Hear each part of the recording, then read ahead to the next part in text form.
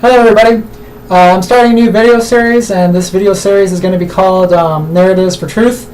The entire point of this series is basically that we're going to be engaging in historical investigations, and we're basically going to be doing this with the goal of acquiring the most accurate telling of history that is possible. History is very complex. We're often finding that we discover new primary sources, or we discover an angle of analysis with history that we didn't consider in the past, and so our understanding of history is always changing.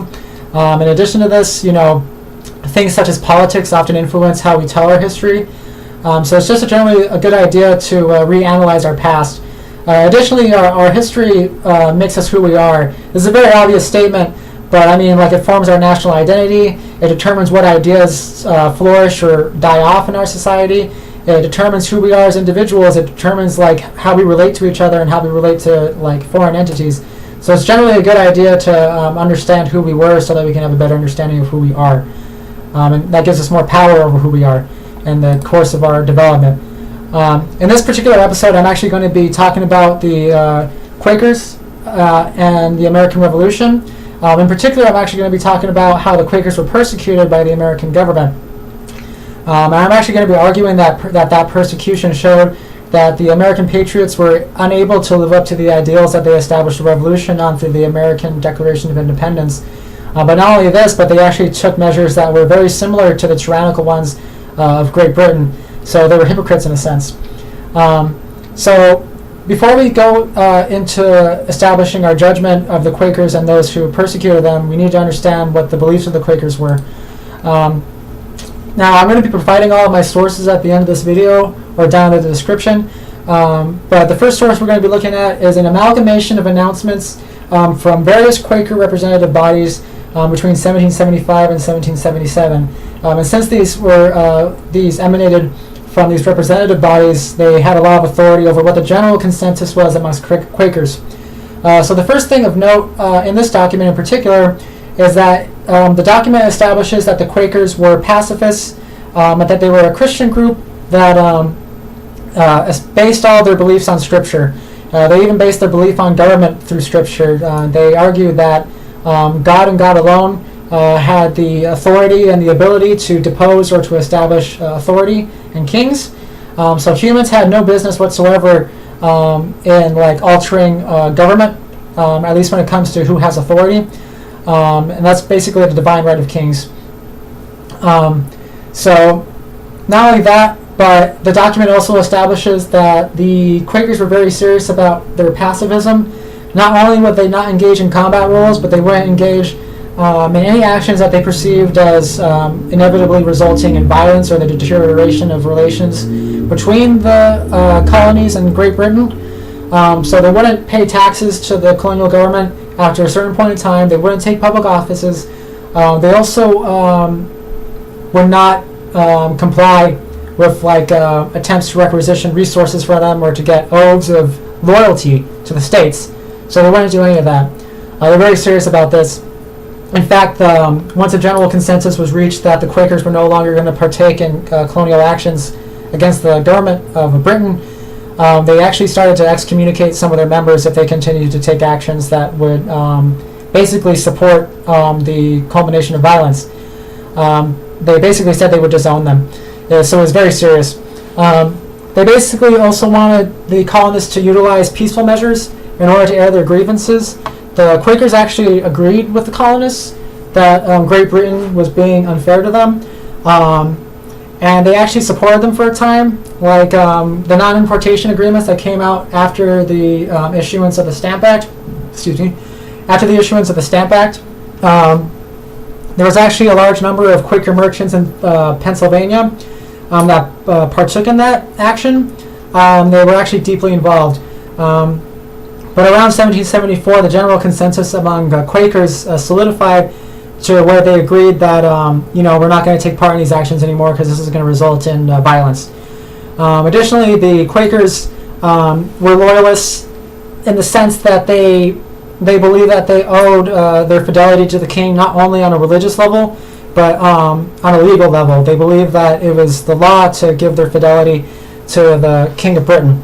And they also enjoyed the relationship of dependence that they had on Great Britain anyways. So They attributed a lot of the prosperity and peace that they had enjoyed to Great Britain and to God.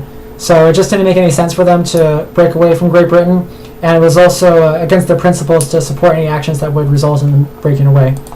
So now we've talked about the beliefs of the Quakers, we can talk about persecution. It should be noted that a lot of states actually exempted Quakers from serving in the militia. However, a lot of the states still enacted laws that would establish conflict between the Quakers and the states, because they didn't exempt Quakers in other instances that would be interpreted as being antithetical to their principles. An example is a Connecticut law from 1780 that basically established that the families within the state of Connecticut were going to be asked to report upon the foodstuffs that they had. Connecticut was basically going to redistribute these resources to the army, and they required that those who gave an account of their resources give an oath or an affirmation that what they were giving was accurate. If it wasn't accurate, then the government was going to take double from them. So they basically kind of set up the Quakers for conflict, even though the Quakers had been very explicit about what their views were. There were also extreme cases of persecution. One example is that 22 members of the Pennsylvania Quaker community were rounded up, and they were exiled. They were exiled to Virginia, and while they were there, actually 2 members died while in exile. They were exiled on the grounds that they had continued correspondence with the enemy being the British or Loyalists, but they weren't even giving a hearing, so they weren't able to really combat this sentence. In addition to this, they actually denied having any such correspondence. It should be noted that John Adams, Richard Henry Lee, and William Dewar basically formed a congressional committee that advised that this action be taken. They believed that these Quakers were suspicious and that they were potentially traitors, and that as Great Britain was going to be marching on Philadelphia soon, it was pertinent to take this action. But it should also be noted that John Adams actually had a grudge against the Quaker community, so his actions weren't exactly selfless, just so to say. So what does the persecution mean for the revolution? The persecution, as I had said, basically established that the Patriots weren't able to live up to the ideals that they espoused. In particular, they had denied the Quakers the rights to life, liberty, and the pursuit of happiness, and they also didn't extend the rights to them that they believed that all men had, like all men being created equal. So the persecution of the Quakers basically established that the Patriots' definition of who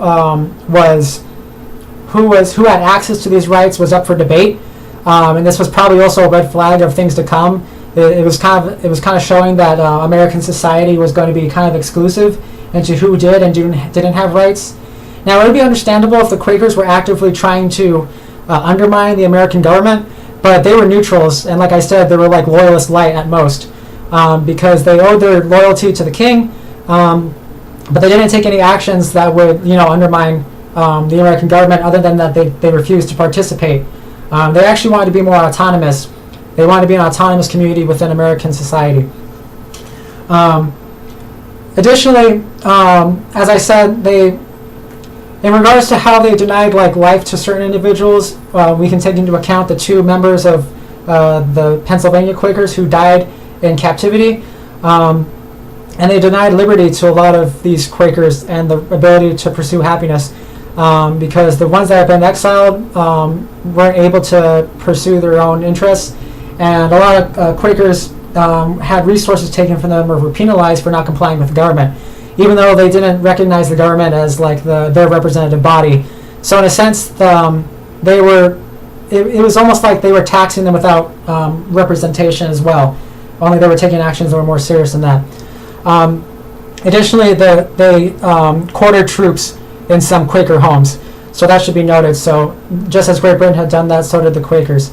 So as I said, my argument is basically that the persecution of the Quakers showed that the Patriots were unable to live up to the ideals they espoused for the American Revolution. And that's all. Have a good one.